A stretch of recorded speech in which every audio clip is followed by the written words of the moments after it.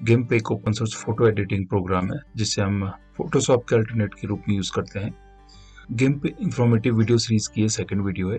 इसमें मैं आपको गिम्प में प्रेजेंट टूल्स के बारे में बताऊंगा। गिम्प में डिफॉल्ट व्यू में जो इसके टूल्स हैं वो ग्रुपिंग में आते हैं। आप उसको ग्रुपिंग से एक्सटेंडेड व्यू में कर सकते हैं। यहाँ से ग्रुपिंग में ये टोटल 16 टाइप के टूल्स शो होते हैं और अनग्रुप करके टोटल 39 टूल्स इसमें शो होते हैं, जो कि ग्रुप्स में इनको एक साथ ग्रुपिंग कर दी जाती है। जैसे कि आपके सिलेक्शन के इसमें टोटल 7 टूल्स हैं और ग्रुपिंग में सभी एक साथ कर दिए जाते हैं। इन टूल्स को एक्सप्लेन करने से पहले कुछ फोटोज ओपन कर लेते हैं। इसमें की फर्स्ट फोटो ये सनसेट की फोटो है जो कि हनुमानगढ़ नैनीताल से ली गई है। और इसमें सेकंड फोटो मैं एज अ लेयर ओपन करूंगा जिससे कि इसको हम मर्ज कर सके हमारी सनसेट की फोटो में। ये सेकंड फोटो नंदा देवी मेले की है। तो आज इन्हीं दो फोटोज में हम इसके कुछ टूल्स देखेंगे कि कैसे वर्क करते हैं। जो फर्स्ट टूल है वो है हमारा मूव टूल। मूव टूल का शॉर्टकट है M। अगर आप माउस को किसी भी टूल के ऊपर हवर करेंगे तो उस पर एक उसका नेम एंड प्लस उसका जो शॉर्टकट की है वो आता है। जैसे मूव टूल का जो शॉर्टकट की है वो M है। तो फर्स्ट मूव टूल में आप फोटो को मूव कर सकते हैं। आप यहाँ पे सेवरल लेयर्स ओपन कर सकते हैं। इसमें से जैसे हमने फर्स्ट फोटो पे क्लिक किया और उसे अगर हम ड्रैग करेंगे तो सिंपली मूव हो जाता है। ऐसे ही अगर हमें इसकी बैकग्राउंड इमेज या फिर जो फर्स्ट इमेज है उसे मूव करना है तो हमें इस पर क्लिक करके सिंपली इसको हम ड्रैग करेंगे तो ये हमारा शिफ्ट हो जाएगा। Ctrl+Z से मैं इसको इसकी इनिशियल पोजीशन पे ला रहा हूँ। तो ये आपका सिंपल मूव टूल है। सेकेंड टूल जो कि है आपका अलाइनमेंट टूल है। अलाइनमेंट टूल का जो शॉर्टकट है वो Q है।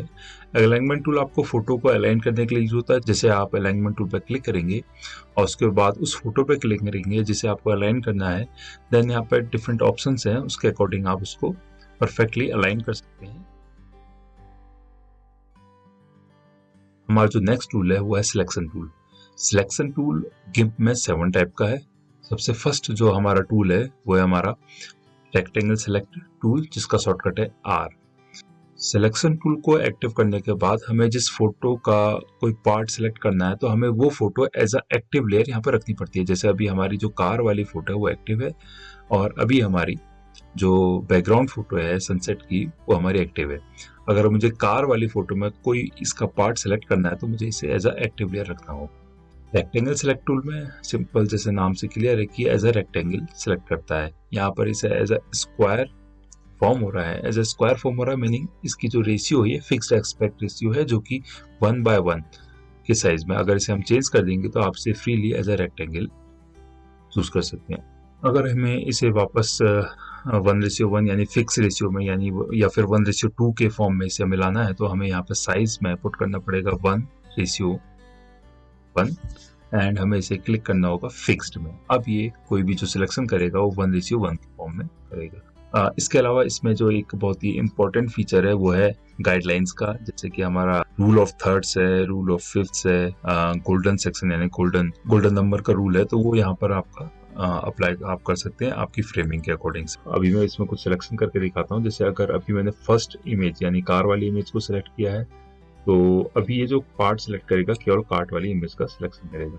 बट ये बैकग्राउंड की इमेज में अगर सिलेक्ट करता हूँ तो बैकग्राउंड की इमेज सिलेक्ट नहीं करेगा। सिलेक्ट करने के लिए आपको सिंपली जो पार्ट आपको सिलेक्ट करना है उसमें क्लिक करके ड्रैग करना है, देन आपको इंटर कर देना है। इंटर करने के बाद ये पार्ट इसका सिलेक्ट हो गया। अगर इसके बाद मैं डिलीट शो करता हूँ तो ये पार्ट इसका डिलीट हो जाएगा। और इसमें अगर मैं कोई अदर ऑप्शंस मैं अप्लाई करता हूँ तो केवल इस सिलेक्शन वाले पार्ट में ही अप्लाई होंगे। जैसे कि सिंपल पेंसिल टूल है, पेंसिल टूल से अगर मैं इसमें ड्रॉ करता हूँ तो केवल सिलेक्टेड पार्ट पे ही ये ड्रॉ होगा। नेक्स्ट जो इसमें टूल है सिलेक्शन टूल जो है वो है ellipse select tool. Ellipse select tool आपका रेक्टेंगल सेलेक्ट टूल के ही सिमिलर है, बट इसमें डिफरेंट ये है कि ये आपका एज अ इलिप्स इसमें सेलेक्ट करेगा। यहाँ पर भी रेशियो फिक्स्ड है तो एज अ सर्कल आपका सिलेक्ट हो रहा है। अगर इसे हम अनचेक कर दें तो ये एज अ इलिप्स आपको जिस फॉर्म में चाहिए उस फॉर्म में ये सिलेक्शन करेगा। सिलेक्शन से बाहर आने के लिए सिंपली आप Ctrl Shift and A press करेंगे तो आप सिलेक्शन से बाहर आ जाएंगे। अगर आप कंप्लीट इमेज को सिलेक्ट करना चाहते हैं Ctrl A से करेंगे। व्हाइट लाइन का मतलब यह है कि वो कंप्लीट सिलेक्टेड है नेक्स्ट जो हमारा सिलेक्शन टूल है वो है free select tool. Free select tool में हम फ्री हैंड से किसी भी पार्ट को सिलेक्ट कर सकते हैं। इसके लिए मैं फर्स्ट इस इमेज को मैं हाइड करूंगा, देन इसका जो ये ब्लैक वाला पार्ट है इसे सिलेक्ट करूंगा। सिलेक्ट करने के लिए सिंपली हमें टूल को एक्टिव करके वन पॉइंट पे क्लिक करना है एंड देन मुझे जो भी पार्ट चाहिए वहां पे मैं क्लिक करता रहूंगा जैसा मुझे शेप चाहिए। इसे मैं एंड तक इस ब्लैक पार्ट को कवर करूंगा। क्लोज करने के लिए जो इसका इनिशियल रिंग था उस पर हम क्लिक कर देंगे तो क्लोज हो जाएगा एंड इंटर करने पे सिलेक्ट हो जाएगा। अब इसके बाद मैं इसे डिलीट कर सकता हूँ और या फिर मुझे कोई अगर इस पर पेंट करना है तो मैं ब्रश से इस पर पेंट कर सकता हूँ, पेंट हो जाएगा। अगर आपको फिर से सिलेक्शन से बाहर आना है तो वही CTRL शिफ्ट एंड A, तो आप सिलेक्शन से बाहर आ जाएंगे। कंप्लीटली जो इमेज है वो डीसिलेक्ट हो जाएगी। सिलेक्ट करते वक्त एक चीज का ध्यान रखिएगा, इस टूल के ये जो ऑप्शंस हैं इसमें इसके डिफरेंट मोड्स हैं, जिसमें से फर्स्ट है आपका replace the current selection, second है आपका add to the current selection और थर्ड है आपका subtract from the current selection and fourth है intersect with the current selection. तो हमें जैसी जरूरत है हम उस अकॉर्डिंग इन ऑप्शंस को चूज करते हैं। जैसे कि अभी अगर हम कंप्लीट इमेज को सिलेक्ट करते हैं CTRL A से, जैसे कि पूरा व्हाइट हो गया है, अब अगर मैं इसमें subtract from the current selection को सिलेक्ट करता हूं एंड देन इस पार्ट को मैं सेट करता हूं, तो अब हमें ये जो हमने रिंग के इनसाइड सिलेक्ट किया इसके अलावा बाकी पार्ट हमारा सिलेक्ट हो गया। इसे अगर डिलीट करके देखें तो ये बाहर वाला पार्ट हमारा डिलीट हो जाएगा। तो ये इसका यूज है। अगर मैं इसमें करूंगा add to the current selection, इसका मीनिंग है कि वो पार्ट उसमें ऐड हो जाएगा। तो जैसे कि मुझे ये क्लाउड वाला रीजन है, इसे मैंने सिलेक्ट किया एंड एंटर और उसके बाद मैं बर्ड वाले पार्ट को सिलेक्ट किया। तो अब आपका ये दोनों पार्ट एक साथ सिलेक्ट हो गए। अगर मैं डिलीट करूंगा तो ये दोनों ही पार्ट एक साथ डिलीट हो जाएंगे। तो ये इसके यूजेस हैं। तो इसी में डिफरेंट टाइप का आपका रिप्लेस दी करंट सिलेक्शन को रिप्लेस कर देगा। जैसे अगर मैं इसे क्लिक करके कोई थर्ड पार्ट इसका सिलेक्ट करता हूँ तो आपका जो टोटल जो सिलेक्शन है वो ये हो जाएगा, बाकी तो आपके हट जाएंगे। तो इस ऑप्शन को देखना यहाँ पर बहुत जरूरी है। इसमें अगर आप स्टार्टिंग से आप यूं करके जा रहे हैं और कहीं पर आपको लग रहा है कि नहीं ये रॉन्ग हो गया, आपको यहाँ से बाहर आना है, तो आप सिंपल एस्केप की से इसे एग्जिट कर सकते हैं। नेक्स्ट जो हमारा सिलेक्शन टूल है वो है सीजर्स सिलेक्ट टूल, जिसका शॉर्टकट की है I, और ये बहुत ही अच्छा सिलेक्शन टूल है। अगर हमें कहीं पे कर्व्ड एजेस सिलेक्ट करने हैं और स्ट्रेट लाइंस नहीं है तो ये ऑटोमेटिकली कर्व्ड एजेस ड्रॉ करता है। जैसे कि इस बर्ड के अगर मैं स्टार्टिंग जो विंग्स है उसकी स्टार्टिंग और एंड पर अगर मैं क्लिक करूं तो ये इसका एक जिगजैग पाथ खुद ही ड्रॉ कर लेता है अपने सॉफ्टवेयर के अकॉर्डिंग।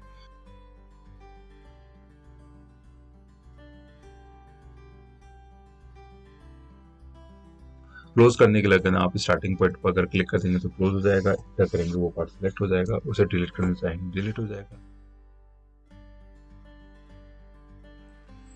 नेक्स्ट जो हमारा सिलेक्शन टूल है वो है foreground select tool. Foreground select tool बहुत इंपॉर्टेंट है अगर आपको इमेज में से फोरग्राउंड को अलग करना है।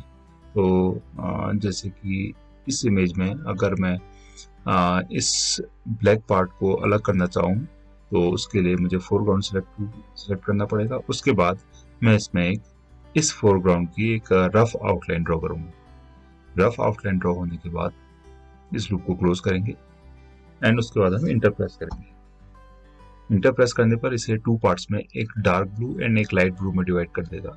उसके बाद हम इसका फोरग्राउंड और बैकग्राउंड ड्रॉ करके इसको सेपरेट करेंगे। जैसे इसमें फर्स्ट है ड्रॉ फोरग्राउंड।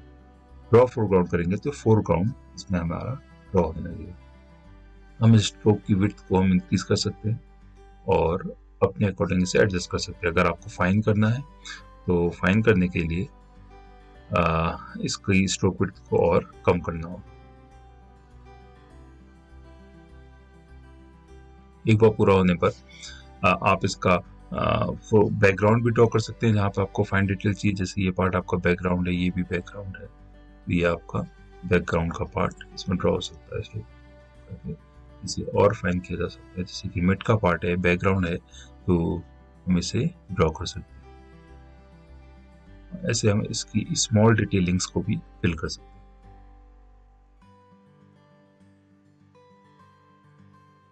जब आप सेटिस्फाई हो जाए तो सिंपली आपको इसमें सेलेक्ट प्रेस करना है। सेलेक्ट प्रेस करने पर ये थोड़ी प्रोसेसिंग लेगा जिसमें थोड़ा टाइम लग सकता है। सेलेक्ट होने के बाद आप इस पार्ट को डिलीट कर सकते हैं या फिर आप जो बैकग्राउंड है उसे भी सिलेक्ट कर सकते हैं। जैसे कि अभी करेंटली जो सिलेक्टेड पार्ट है वो ये ब्लैक वाला पार्ट है। अगर आप चाहते हैं कि इसके बैकग्राउंड में जो ये पार्ट है इसको सिलेक्ट करना चाहें तो सिंपली आपको राइट क्लिक करके सिलेक्ट में जा करके इन्वर्ट करना होगा। अब इस फोरग्राउंड को छोड़ के बाकी बैकग्राउंड आपका सिलेक्ट हो गया। अब अगर मुझे बैकग्राउंड डिलीट करना है तो मैं डिलीट कर सकता हूँ, केवल फोरग्राउंड हमें शो हो। नेक्स्ट जो हमारा सिलेक्शन टूल है वो है फजी सिलेक्ट टूल। फोटोशॉप में इसका नाम मेरे ख्याल से मैजिक सिलेक्ट टूल है। Fuzzy select tool software based selection tool है। सॉफ्टवेयर आपको सिलेक्ट करके देगा कि कितना पार्ट सिलेक्ट हो रहा है। इस जैसे कि हम इसमें अगर इस ब्लैक पार्ट में क्लिक करेंगे तो ये केवल इस ब्लैक पार्ट को सिलेक्ट करेगा। अगर मैं इस रेड पार्ट में क्लिक करूंगा तो ये इस रेड पार्ट को, तो इस रेड चैनल पे इस पार्ट को सिलेक्ट करेगा। अगर मैं व्हाइट पार्ट पे क्लिक करता हूँ तो इस व्हाइट पार्ट को सिलेक्ट करेगा। हम इसका थ्रेशोल्ड चेंज कर सकते हैं। अगर मैं इसका थ्रेशोल्ड इंक्रीज करता हूँ तो इस पे क्लिक करने पे ये कंप्लीट इमेज इसने सिलेक्ट कर दी है। इसे थोड़ा सा कम करने पर ये इतना इंक्रीज करेगा, इसे और कम करने पर ये इतना पार्ट को सिलेक्ट करेगा। तो इस थ्रेशोल्ड से हम कंट्रोल कर सकते हैं कि वो किस थ्रेशोल्ड तक इमेज को सिलेक्ट करे। और ये बहुत ही इंपॉर्टेंट टूल है जहाँ पे हमको स्मॉल पार्ट्स को डिलीट करना होता है। जैसे कि इस पार्ट को हमें डिलीट करना है तो हम यहाँ पे हमें फजी सिलेक्ट टूल का यूज करना होता है। जैसे कि यहाँ पर अगर मैं इसे क्लिक करूंगा तो इतने से पार्ट को ये सिलेक्ट कर लेगा। इसे थोड़ा सा और इंक्रीज करने पर ये और ज्यादा यहीं पर सिलेक्ट होगा। ये अगर मैं इस पार्ट को डिलीट करना चाहूँ तो ये पार्ट हमारा डिलीट हो जाएगा। ये इंपॉर्टेंट टूल है जहाँ पर आपको फाइन सिलेक्शन करना होता है या फिर आपको इमेज में से बहुत छोटी छोटी डिटेल्स आपको डिलीट करनी है। नेक्स्ट जो हमारा है वो है select by colour tool. Select by colour tool जैसे कि नाम से क्लियर है, ये कलर को सिलेक्ट करता है कंप्लीट इमेज में। अब अगर मैं इस कंप्लीट इमेज में ब्लैक जो कलर है उसको सिलेक्ट करना चाहूँ तो मैं कहीं पर भी ब्लैक में क्लिक करूंगा तो कंप्लीट जो ब्लैक पार्ट है वो आपका सिलेक्ट हो गया। अगर मैं रेड पार्ट को सिलेक्ट करना चाहूँ तो मैं रेड पार्ट पे सिलेक्ट क्लिक करूंगा तो कंप्लीट जो भी रेड पार्ट है वो सिलेक्ट हो जाएगा। अगेन थ्रेशोल्ड से हम इस पार्ट को इंक्रीज और डिक्रीज कर सकते हैं कि रेड पार्ट आपका किस रीजन तक चेक होगा। सिमिलरली हम व्हाइट पार्ट को भी क्लिक कर सकते हैं और चेक कर सकते हैं। अगेन यहाँ पर कुछ ये जो ऑप्शंस हैं, add to the current selection और रिप्लेस द करंट सिलेक्शन, ये इंपॉर्टेंट है। ये उसी टाइप के हैं जैसे हमारा फ्री सिलेक्ट टूल या फिर और में। इसके बाद हम इसको डिलीट कर सकते हैं और इन्वर्ट सिलेक्ट कर सकते हैं कि जो हमारा सिलेक्शन है इसका इन्वर्ट हमारा सिलेक्ट हो जाए एंड देन हम उस पार्ट को डिलीट कर दें। तो इस टाइप से हम इस सिलेक्शन टूल का यूज कर सकते हैं। तो ये टोटल 7 टाइप के सिलेक्शन टूल हैं और ये इमेज मैनिपुलेशन में या फिर आपको इमेज को एडिट करने में, टू इमेज को मर्ज करने में बहुत ही इंपॉर्टेंट रोल प्ले करते हैं, क्योंकि हमें जनरली सब्जेक्ट को बैकग्राउंड से सेपरेट करना होता है। तो ये इसके सिलेक्शन टूल्स हैं।